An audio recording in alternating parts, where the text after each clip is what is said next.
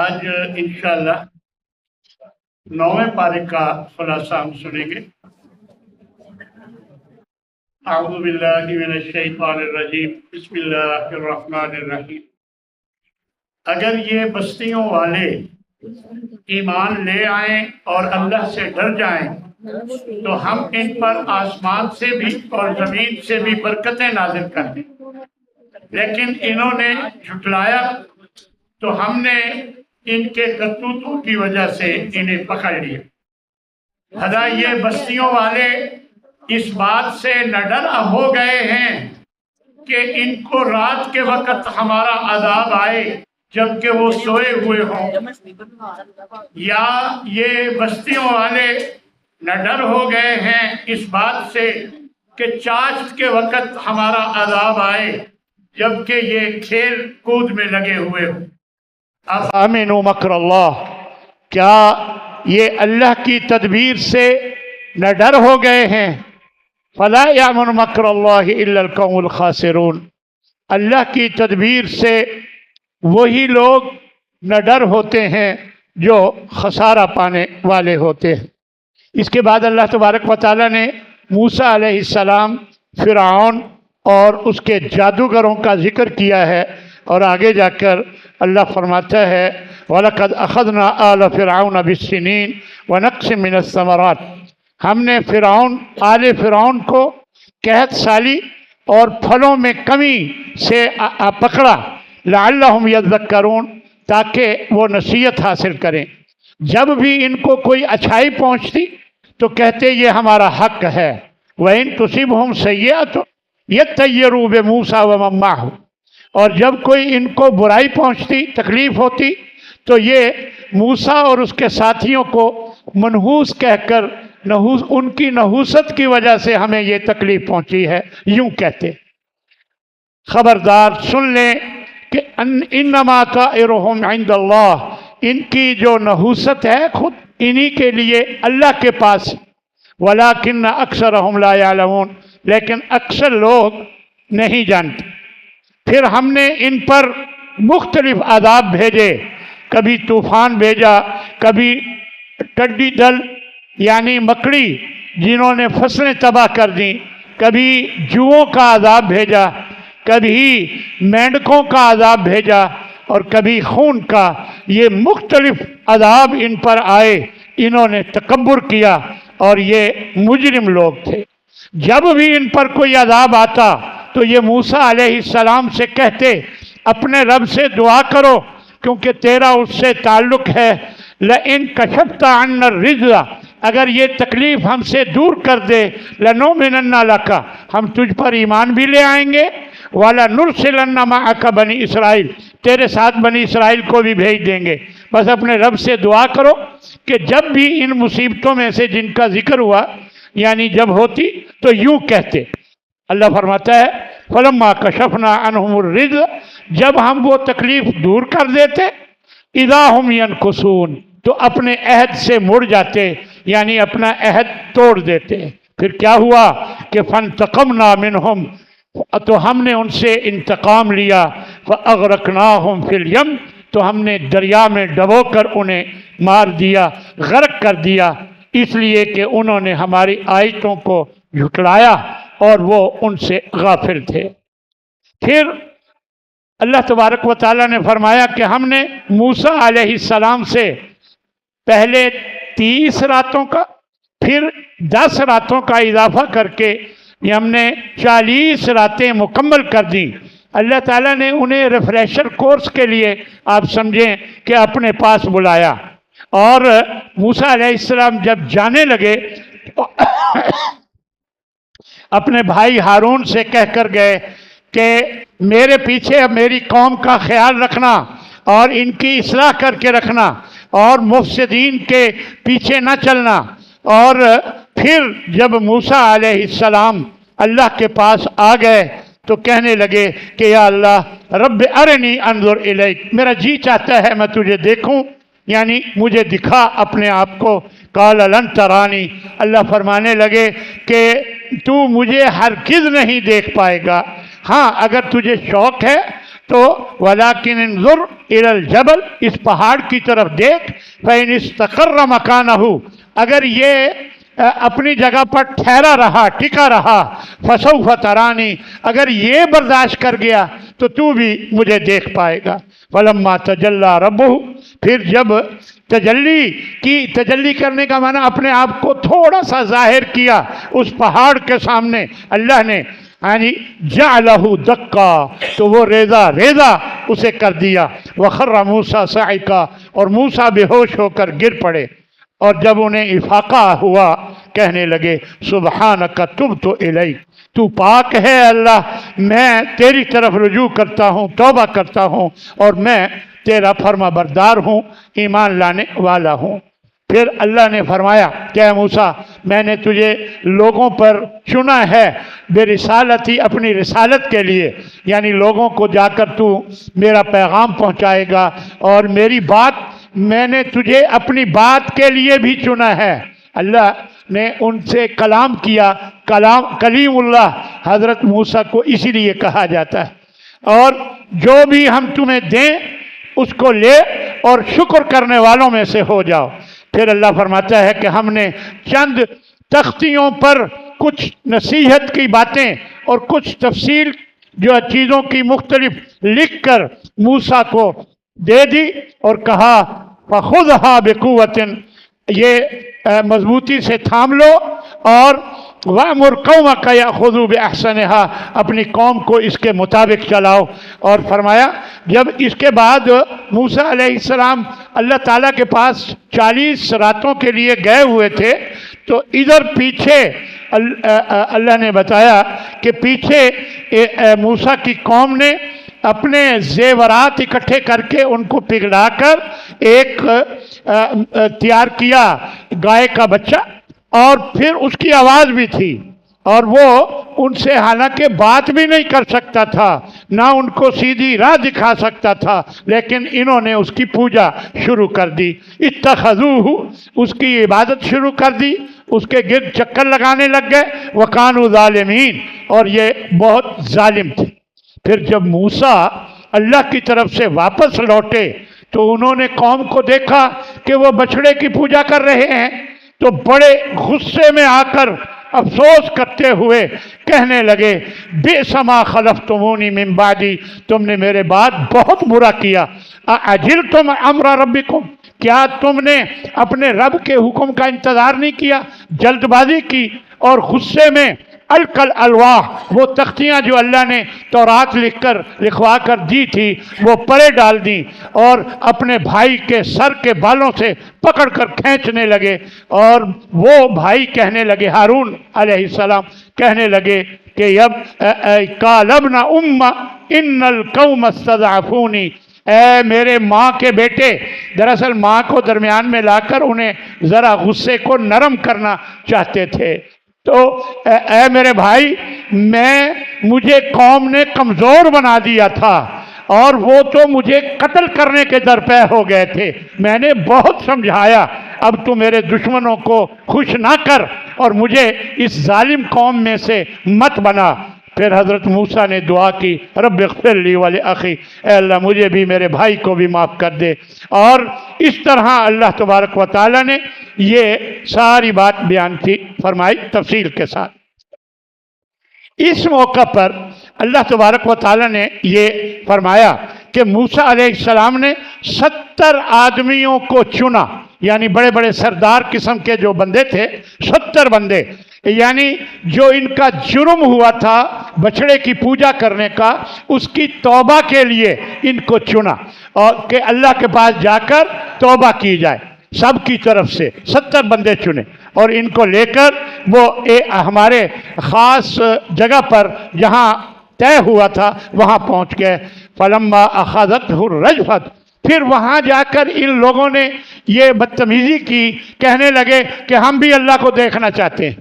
ہم بھی اللہ کو دیکھنا چاہتے ہیں۔ تو اس وقت اتنا زوردار زلزلہ آیا تو یہ سارے گر کر مر گئے، سب کو موت آ گئی۔ قال، موسیٰ علیہ السلام پریشان ہو گئے کہ میری قوم میرا سر کھا جائے گی کہ ہمارے بندے مروا کے آ گیا۔ اے اللہ، کہنے لگے اے میرے رب لو شئت اہلکتہم من قبل، وہی آیا، اگر تو چاہتا تو ان کو پہلے ہی ہلاک کر دیتا اور مجھے بھی کر دیتا۔ اتہلکنا بما فعل السفہاء منا، ہمارے چند بیوقوف لوگوں کی وجہ سے کیا تو ہمیں ہلاک کرے گا؟ اے اللہ تیری آزمائش ہے، تو جسے چاہتا ہے ہدایت دیتا ہے، جسے چاہتا ہے گمراہ کرتا ہے۔ انت ولینا، اے اللہ تو ہمارا کارساز ہے، فاغفر لنا ورحمنا، ہمیں بخش دے، ہم پہ رحم فرما، وانت خیر الغافرین، تو بہت بخشنے والا مہربان۔ اللہ نے مہربانی کی، ان سب کو دوبارہ زندہ کیا۔ مختلف مفسرین نے 3-4 وجوہات بتائی ہیں یہ 70 آدمیوں کے جانے کی، اس میں سے سب سے جو صحیح وجہ لگتی ہے وہ یہی ہے کہ یہ توبہ کے لیے اللہ کے پاس ان کو لے کر گئے تھے۔ اس کے بعد اللہ تبارک و تعالیٰ نے ایک واقعہ بیان فرمایا ایک بستی والوں کا کہ جو ایک دریا کے کنارے پر رہتی تھی اور ان کا کاروبار مچھلیاں پکڑنے کا تھا، اسی پر ہی ان کا کاروبار تھا۔ تو ان کو آزمانے کے لیے اللہ نے منع کر دیا کہ ہفتے کے دن تم نے مچھلیوں کا شکار نہیں کرنا، لیکن پھر یہ جب ہفتے کو جاتے اچھل اچھل کر مچھلیاں ان کے سامنے آتی اور یہ شکار نہ کر سکتے، اور اگلے دن جاتے تو بیٹھے رہتے، کوئی مچھلی ان کے ہاتھ نہ لگتی۔ تو یہ بڑے پریشان ہوئے، آخر کار ایک ہیلا کیا ان میں سے کچھ لوگوں نے، یہ کہ گڑھے کھود کر یا جال لگا کر ہفتے کو مچھلیاں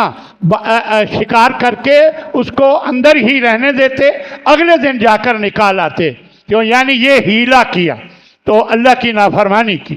تو اللہ تبارک و تعالیٰ نے یہ ساری بات بتائی ہے۔ اب 3 قسم کے گروہ ہو گئے، ایک یہ غلطی کرنے والے جو اللہ کی نافرمانی کا کام تھا، اور دوسرا ان کو روکنے والے، اور تیسرے جو نہ کرتے تھے نہ روکتے تھے، بلکہ ان روکنے والوں کو بھی کہتے تھے لِمَ تَعِظُونَ قَوْمًا، ایسی ان لوگوں کو تم کیوں نصیحتیں کرتے ہو جب اللہ ان کو ہلاک کرنے والا ہے، عذاب دینے والا ہے، تو کیوں تم نصیحت کرتے ہو؟ جب یہ نہیں مانتے تو دبا کرو، یعنی چھوڑو انہیں۔ اور وہ خود بھی نہیں روکتے تھے، روکنے والوں کو بھی منع کرتے تھے۔ تو قالو، تو یہ جواب دیتے معذرتاً الی ربکم، کہ کل اگر اللہ نے پوچھا تو ہم معذرت تو کر لیں گے نا کہ ہم نے روکا تھا، انہیں کوشش کی تھی، اور وَلَعَلَّهُمْ يَتَّقُونَ، شاید یہ باز آ جائیں، ڈر جائیں، اس لیے ہم بار بار روکتے ہیں انہیں۔ فَلَمَّا نَسُوا مَا ذُكِّرُوا بِهِ، جب انہوں نے جو نصیحت کی گئی تھی نہیں مانا، بھلا دیا، تو أَنْجَيْنَا الَّذِينَ يَنْهَوْنَ عَنِ السُّوءِ، ہم نے صرف ان کو بچایا، نجات دی جو روکنے والے تھے۔ یہاں اللہ نے واضح فرمایا، اور وَأَخَذْنَا الَّذِينَ ظَلَمُوا، اور جو ظالم تھے، جنہوں نے ظلم کیا یعنی غلطی کی، ان کو ہم نے پکڑا بعذاب بئیس، بڑی سخت ترین عذاب کے ساتھ، بما کانوا یفسقون، کیونکہ وہ نافرمانی کرتے تھے۔ اب تیسری قوم کا کہیں ذکر نہیں ہے، تو معلوم ہوا کہ جب اللہ نے فرمایا کہ نجات صرف روکنے والوں کی ہوئی، تو لگتا ہے کہ باقی دوسرے لوگ بھی انہی کے ساتھ جو نہیں روکتے تھے اور کام غلط کرتے تھے، ان دونوں کا انجام جو ہے وہی ہوا جس کا آگے ذکر ہوا۔ اور وہ کیا کہ اللہ تبارک و تعالیٰ نے فرمایا کہ ہم نے ان کو قردۃً قلنا لہم کونوا قردۃ خاسئین، ہم نے ان کو ذلیل بندر بنا دیا، ہم نے کہا بن جاؤ ذلیل بندر۔ تو یہ کہتے ہیں کہ صبح صبح کوئی آواز نہیں آ رہی تھی کہ کیا انہوں نے آپس میں دیوار کھڑی کر لی درمیان میں کہ ہمارا ان سے کوئی تعلق نہیں، اگر ان پر عذاب آیا تو ہم تو اس عذاب سے بچے رہیں گے، اس لیے ان کو بائیکاٹ کر کے ان کو الگ کر دیا، یعنی روکنے والوں نے۔ پھر جب دیکھا کہ کوئی آوازیں نہیں آ رہی، دیوار کے اوپر سے دیکھا کہ سب کی شکلیں بندروں کی بنی ہوئی تھیں، اور 3 دن تک یہ زندہ رہے۔ یہ جو لوگ کہتے ہیں کہ یہ آج کل کے بندر انہی کی نسل سے ہیں، ایسی کوئی بات نہیں ہے۔ یہ روایات میں آتا ہے، احادیث میں، کہ جس قوم کو اللہ اس طرح کی سزا دیتا ہے وہ 3 دن تک زندہ رہتی ہے، پھر ان کو موت آ جاتی ہے۔ تو یہ عبرت تھی ان لوگوں کے لیے جو بعد والے لوگ ہیں۔ اللہ تبارک و تعالیٰ نے فرمایا کہ یہ آپ سے ہاں ہم نے جہنم کے لیے بہت سے جنوں اور انسانوں کو پیدا کیا ہے، ان کے دل ہیں لیکن ان سے سمجھتے نہیں، ان کی آنکھیں ہیں لا یبصرون بہا، وہ ان سے دیکھتے نہیں، ان کے کان ہیں لا یسمعون بہا، وہ ان سے سنتے نہیں، اولئک کالانعام، یہ لوگ جانوروں کی طرح ہیں، بل ہم اضل، بلکہ جانوروں سے بھی گئے گزرے، اولئک هم الغافلون، تو یہ لوگ غافل ہیں، غفلت کرنے والے۔ یہ آپ سے پوچھتے ہیں اے نبی قیامت کے بارے میں کہ کب وفا ہوگی، ان کو کہہ دو علمھا عند ربی، اس کا علم میرے رب کے پاس ہے، لا یجلیھا لوقتھا الا ہو، اس کے وقت کا اس کے علاوہ کوئی نہیں بتا سکتا، ثقلت فی السماوات والارض، بس یہ ذہن میں رکھو کہ آسمانوں اور زمین پر انتہائی گراں گزرے گی، جب قیامت آئے گی بہت ہی گراں بھاری ہوگی آسمانوں اور زمین پر، لا تاتیکم الا بغتہ، جب بھی آئے گی اچانک آئے گی، یسألونک کأنک حفی، اے نبی یہ آپ سے ایسے پوچھتے ہیں کہ جیسے آپ نے کوئی تحقیق کر لی ہو، ان سے کہو انما علمھا عند اللہ، اس کا علم اللہ کے پاس ہے، ولکن اکثر الناس لا یعلمون، لیکن اکثر لوگ نہیں جانتے۔ اے نبی ان سے کہہ دو کہ میں تو اپنے نفع نقصان کا بھی مالک نہیں مگر جو اللہ چاہے، اور اگر میں عالم الغیب ہوتا لو میں بہت سی بھلائی اکٹھی کر لیتا اور مجھے کبھی کوئی تکلیف نہ پہنچتی، اور اللہ کے نبی کو ہم دیکھتے ہیں کئی تکلیفیں پہنچی، اب وقت نہیں ہے تفصیل کا۔ حضرت عائشہ کا واقعہ سب سے زندگی میں سب سے زیادہ تکلیف دینے والا تھا، اگر آپ عالم الغیب ہوتے تو اتنا آپ کو تکلیف نہ ہوتی کہ آپ کو پتہ ہوتا کہ یہ جھوٹا واقعہ ہے، جھوٹی بات ہے حضرت عائشہ کے حوالے سے۔ تو یہاں یہی بات اللہ نے بتائی ہے کہ ان سے یہ کہہ دو کہ میں غیب کا علم نہیں جانتا۔ بے شک وہ لوگ جن کو تم اللہ کو چھوڑ کر پکارتے ہو عباد امثالکم، وہ تمہاری طرح کے ہی بندے تھے، یہ نہ بڑے بڑے بزرگوں کے بت بنا کر ان کی پوجا کرتے تھے، تو ان بتوں کے کیونکہ وہ بزرگوں کے تھے اس حوالے سے فرمایا کہ وہ تمہارے جیسے انسان تھے، تم بلا کر دیکھو وہ تمہیں جواب نہیں دے سکتے، اگر تم سچے ہو تو بتاؤ بھلا ان کی ٹانگیں ہیں جن سے یہ چل سکیں،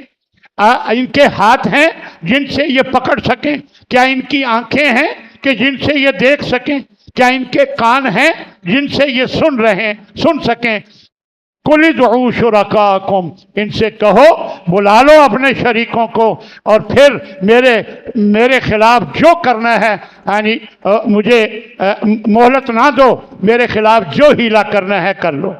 جب قرآن پڑھا جائے تو غور سے سنا کرو، فَاسْتَمِعُوا لَهُ، اسے غور سے سنو، وَأَنصِتُوا، اور خاموش رہا کرو قرآن جب پڑھا جا رہا ہو۔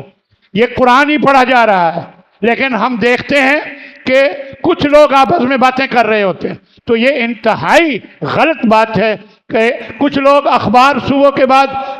پڑھ رہے ہوتے ہیں، ادھر تلاوت لگائی ہوتی ہے کہ برکت کے لیے گھر میں تلاوت چل رہی ہے، اور خود اخبار پڑھ رہے ہوتے ہیں، تو یہ انتہائی غلط اقدام ہے۔ اللہ نے یہی بات یہاں بیان فرمائی۔ اس کے بعد سورہ انفال ہے، ایک دو باتیں اور پھر میں اپنی بات ختم کروں گا۔ سورہ انفال کے شروع میں اللہ نے حقیقی مومنوں کا ذکر فرمایا ہے کہ کون ہوتے ہیں۔ آپ بھی اپنے ایمان کی پڑتال کر لیں، میں بھی اپنے امتحان کی اپنی کسوٹی میں اس کسوٹی میں اپنے ایمان کو پرکھ سکوں۔ یہ دیکھیے ذرا کہ مومن ہوتے ہی وہ ہیں کہ جب اللہ کا نام لیا جائے ان کے دل ڈر جائے،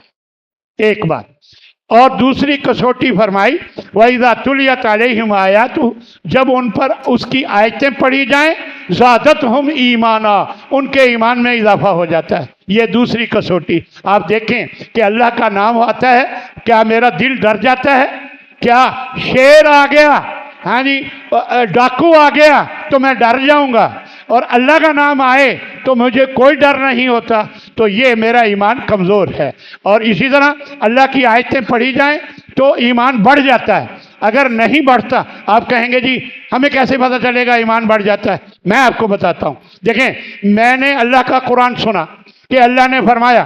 کہ جہنمیوں سے پوچھا جائے گا ما سلککم فی سقر، تم جہنم میں کیوں آ گئے؟ قالوا لم نک من المصلین، وہ 3-4 باتیں کہیں گے، ان میں سے پہلی بات یہ ہوگی کہ ہم نماز نہیں پڑھتے تھے۔ اب میں نے یہ اللہ کا کلام سنا تو میں نے کہا ہے نماز نہ پڑھنے کی وجہ سے جہنم میں، توبہ توبہ، آج کے بعد میں نماز نہیں چھوڑوں گا۔ یہ جب میں فیصلہ کرتا ہوں میرے ایمان میں اضافہ ہوتا ہے تو کرتا ہوں، اگر نہیں فیصلہ کرتا تو اس کا مطلب میرے ایمان میں اضافہ نہیں ہو۔ میں نے سنا اللہ نے فرمایا لعنت اللہ علی الکاذبین، جھوٹوں پر اللہ کی لعنت، تو میں نے کہا لعنت، اللہ کی رحمت سے دوری، توبہ توبہ، آج کے بعد میں جھوٹ نہیں بولوں گا۔ جب میں یہ فیصلہ کرتا ہوں اس کا مطلب یہ ہے کہ میرے ایمان میں اضافہ ہوا ہے یہ آیت سن کر، تب میں نے یہ فیصلہ کیا۔ تو معلوم ہوتا ہے کہ اللہ کی آیتیں جب پڑھی جائیں ایمان والوں کے ایمان میں اضافہ ہو جاتا ہے، اور جو نماز قائم کرتے ہیں، اللہ کے اپنے رب پر بھروسہ کرتے ہیں، اور جو ہم نے رزق دیا اس میں سے خرچ کرتے ہیں۔ آگے فرمایا اولئک هم المؤمنون حقا، یہ ہیں حقیقی مومن، یہ ہیں حقیقی مومن۔ اللہ فرماتا ہے وَاعْلَمُوا أَنَّمَا أَمْوَالُكُمْ وَأَوْلَادُكُمْ فِتْنَةٌ، پہلے فرمایا یا ایھا الذین آمنوا، اے ایمان والو، لا تخونوا اللہ والرسول، اللہ اور اس کے رسول کے ساتھ خیانت مت کرو، وَتَخُونُوا أَمَانَاتِكُمْ، اور نہ ہی اپنی امانتوں میں خیانت کرو، وَأَنْتُمْ تَعْلَمُونَ، جبکہ تم یہ ساری بات جانتے ہو۔ آگے فرمایا وَاعْلَمُوا أَنَّمَا أَمْوَالُكُمْ وَأَوْلَادُكُمْ فِتْنَةٌ، اور جان لو کہ تمہارے مال بھی تمہارے لیے فتنہ آزمائش ہے، اور تمہاری اولاد بھی تمہارے لیے فتنہ یعنی آزمائش ہے۔ تو اس کا مطلب کیا ہوا؟ ان کی وجہ سے اپنی عاقبت خراب نہ کرو، مال کی وجہ سے اور اولاد کی وجہ سے اپنی عاقبت خراب نہ کرو، یہ ذرا خیال رکھو، یہ تمہارے پاس آزمائش کے لیے ہے۔ وَأَنَّ اللَّهَ عِنْدَهُ أَجْرٌ عَظِيمٌ، اللہ کے ہاں بہت بڑا اجر ہے۔ اللہ سے دعا ہے کہ اللہ ہمیں عمل کی توفیق عطا فرمائے۔ وَآخِرُ دَعْوَانَا أَنِ الْحَمْدُ لِلَّهِ رَبِّ الْعَالَمِينَ۔